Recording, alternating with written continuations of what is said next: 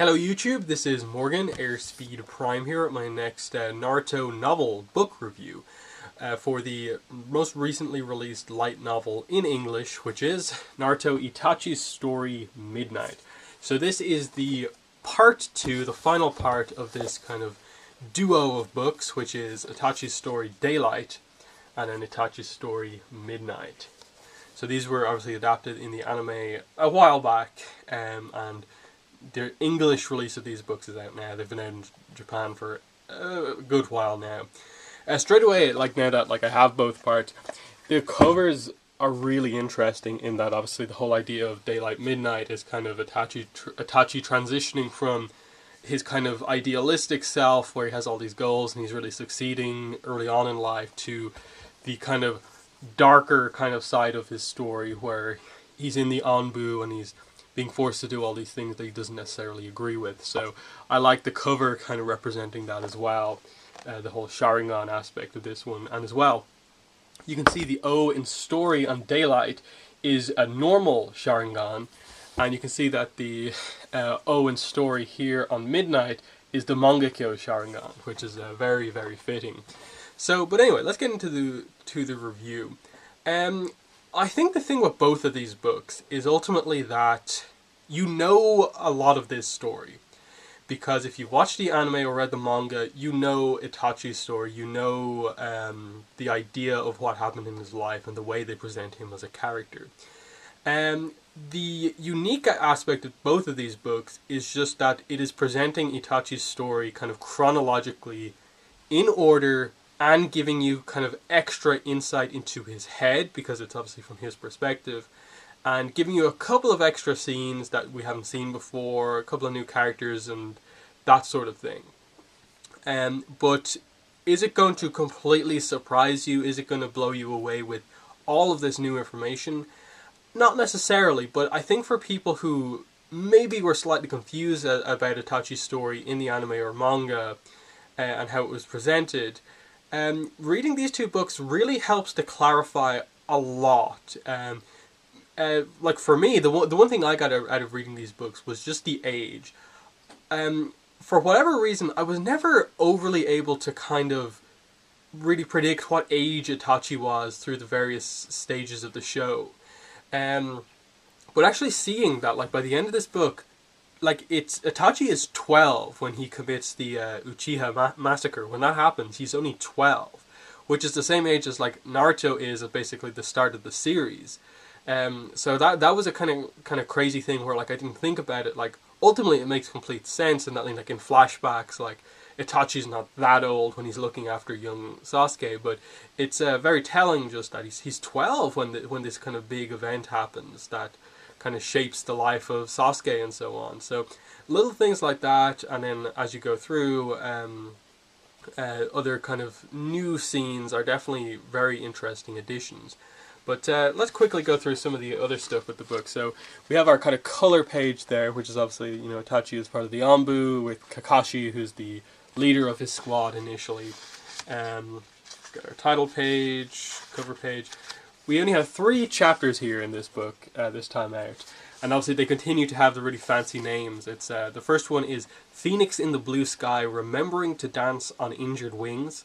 Second chapter is Golden Hawk, Clad in the Robes of Darkness, Singing in the Moonlit Night. And the last one is Stricken Raven, Faced with Death of a Comrade Deciding. And basically these kind of chapters are, early ANBU, moving into kind of Danzo more taking over what Itachi's doing, and seeing what Shisui's up to. And then the last chapter is basically, most of the book is the last chapter, and it's kind of Itachi dealing with the death of Shisui, effectively caused by all of this, coup d'etat stuff happening within the Uchiha, and how that affects him and his view on the Uchiha and what they want, and it kind of shaping his decisions in the lead up to the only real decision to be made is to commit the Uchiha massacre to stop the coup d'etat and stop the village basically from going to war and destroying itself. So really, really interesting stuff overall. I suppose the most interesting thing here is that it gives you an insight into characters like I think everyone remembers the scene where Itachi basically is almost about to kill 3 members of his own clan. When they come to his house and accuse him of killing Shisui immediately after that moment, those 3 characters in like the anime, and I think even in the manga, are not really given a whole lot of detail. Whereas in this book, it's kind of established that no, those 3 were actually the ones who were like the most behind the coup d'etat. Itachi's father is always set up to be the leader, and he is, but I like what they do with Fugaku in this book in that they kind of establish that like he ultimately supports the coup d'etat, but he's not so passionately behind it that he just loses all sense of himself. In that it is mainly these kind of, 20-something-year-old Uchihas who feel really passionately about what's happening to the Uchiha clan and really want something to be done about this, and the coup d'etat is the way that they see it. Those characters are Yashiro, Inabi, and Tekka from the military police force. And obviously Fugaku is the leader of the Uchiha clan and military police force at this point. And you really see Itachi's kind of issues with these guys kind of come out, and that you see him. There's multiple scenes in this book where they're at secret Uchiha clan meetings, and obviously he is someone very important. Itachi becomes very important because he's part of the ANBU, and he is asked at all of these meetings to basically report on what he's learned about the village. But from Itachi's perspective, he's just in the ANBU going on these missions for the village. There's nothing really to tell the clan in terms of secret stuff behind the scenes in the village.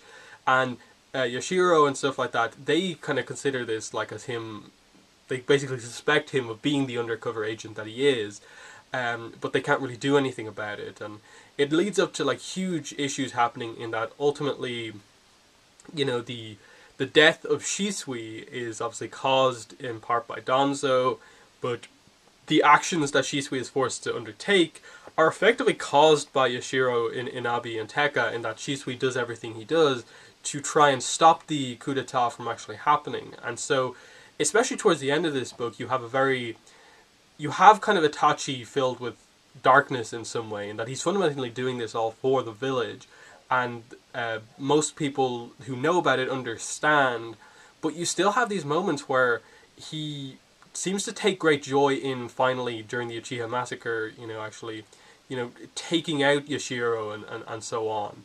Admittedly, like Madara helps in that sense, Tobi, in that the reveal is actually that Tobi actually kind of sparked the idea in their minds about the coup d'etat. So, like, Madara was actually hugely involved in the coup d'etat actually planning to take place, and it makes it all the more important, the deal that Itachi makes with Tobi, to basically, I will help you massacre the entire Uchiha clan for what they did to you in the past, and the only thing you have to do for me is to not attack the village in between then. So it's this deal that he makes it to protect the village, and obviously once he dies, that's what sparks pain to actually attack, which is actually where I'm at in my Naruto read-through in the manga volumes, which is pretty convenient. Yeah, there's lots of interesting stuff like that, just kind of that really clarify a lot of little connecting points in the story. You get this other ANBU member, Suguru, who is from the Aburame clan, and he is the one who effectively, when Danzo tries to betray Shisui, because Shisui's plan just prior to the coup d'etat happening is to basically use his Mangekyo Sharingan power to take control of Fugaku, cancel the coup d'etat, and see where we go from there. Before that can happen, Danzo kind of steps in and intervenes. There's a brief scuffle, a fight, it happens off screen.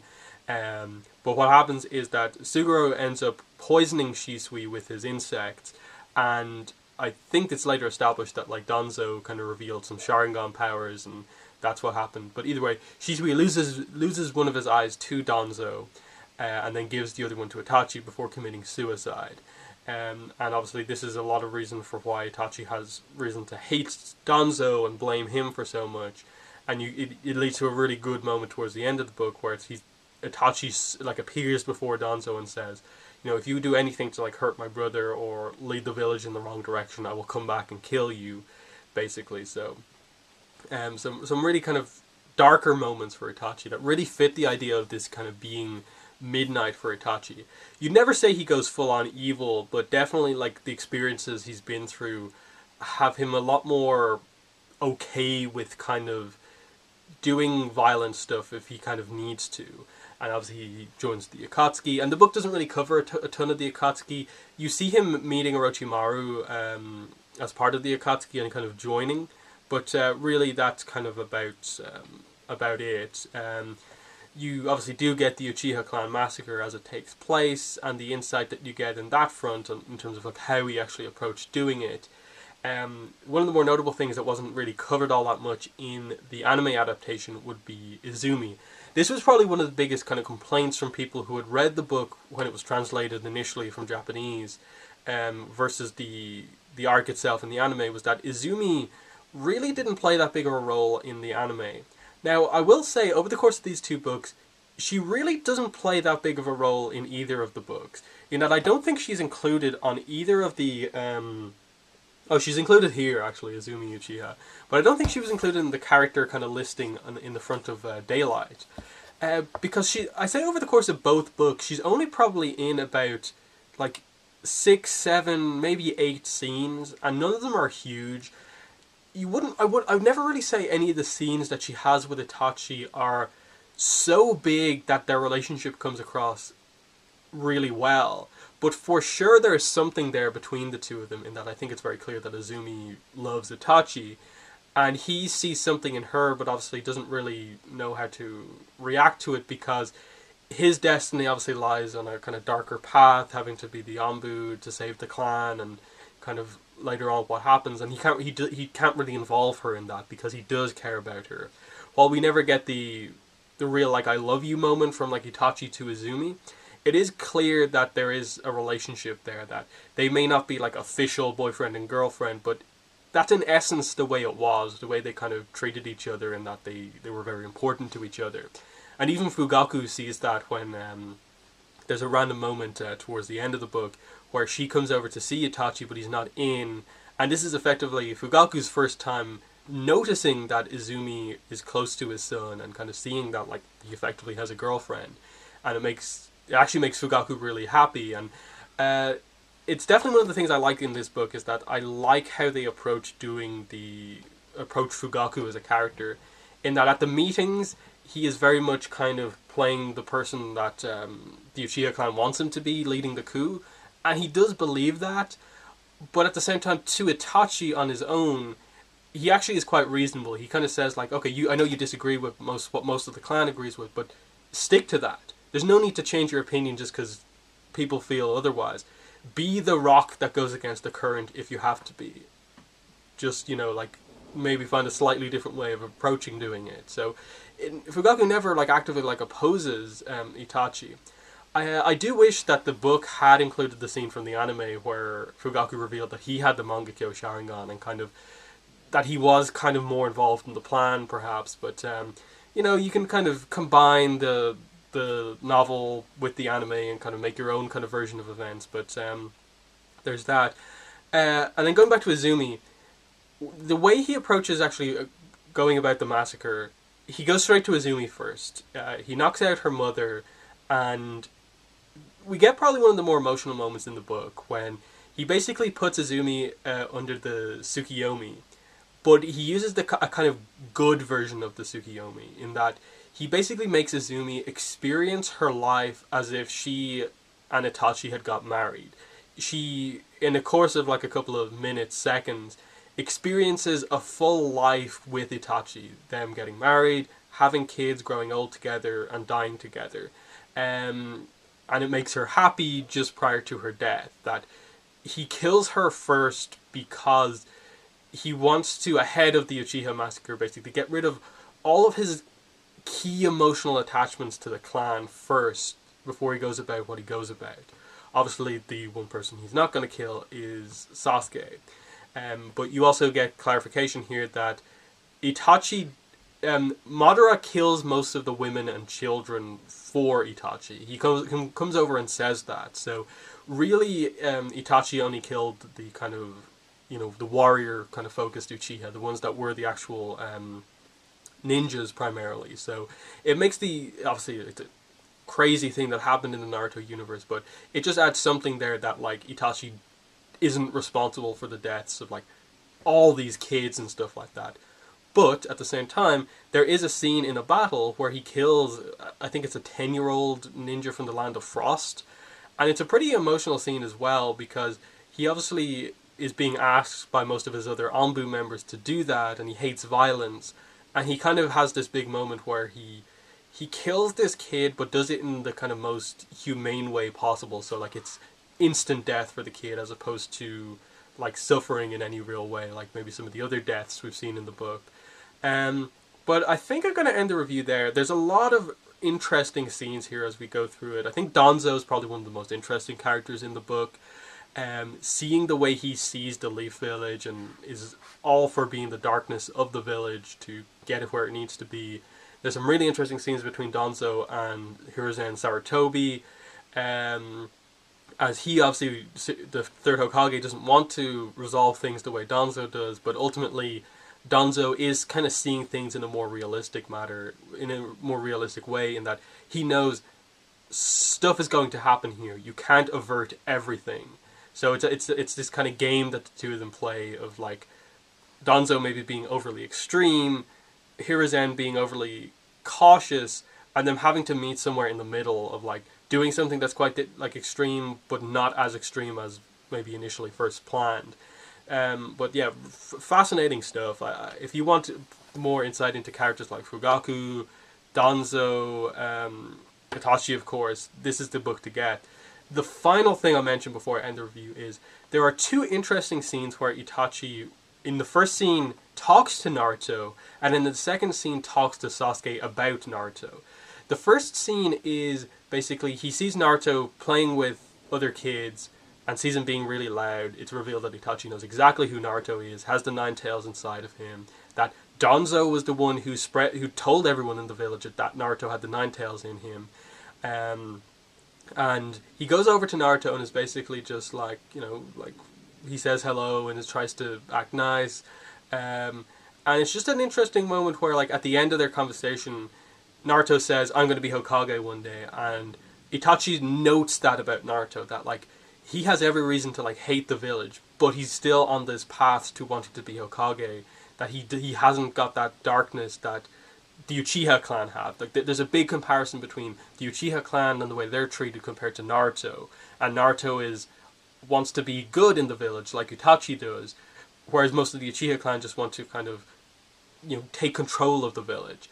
And then the other scene is he talks to Sasuke once Sasuke's in the academy about Naruto, and he's kind of like, when I was in school, I kind of ignored everyone because they weren't on my level, and in turn they ignored me because I was so much more skilled than them. No one really tried to form a friendship with me. Whereas with Sasuke it's the same, but he has Naruto. Naruto, even though he's nowhere near as skilled as Sasuke in like the early stages of the academy, still challenges Sasuke at every point, is close to him, talking to him about all of this stuff, and it's a big moment with Itachi where he just notes that, oh, at least there's someone there who maybe even not, isn't on the skill level. There's someone who is okay with being around someone that skilled and failing around them, and that's an interesting thing that Sasuke has going for him. And he kind of just says to Sasuke, and he just tells Sasuke basically, be nice to him, kind of thinking in his mind that like he could have a really close friend here who doesn't see the distance between skill as something that's like a problem, like almost everyone Itachi has encountered in his whole life, and most of the way Sasuke sees most of the people in his own class, that he's so much better than them that like there can't be a friendship because there's always that jealousy, whereas that's not really there with Naruto.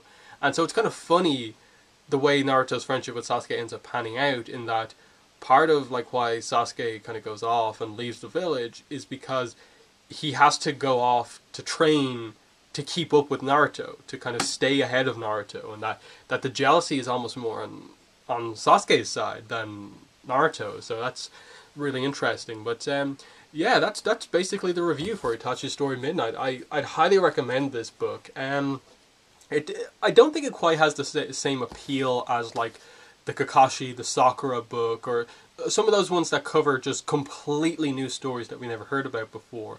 But together, if you just are a really big fan of like Itachi as a character, these two books give you his story like almost completely. Like it doesn't go into the stuff like after he's resurrected. It doesn't cover his fight with Sasuke. We just kind of end with him joining the Akatsuki, and we have basically his early life story.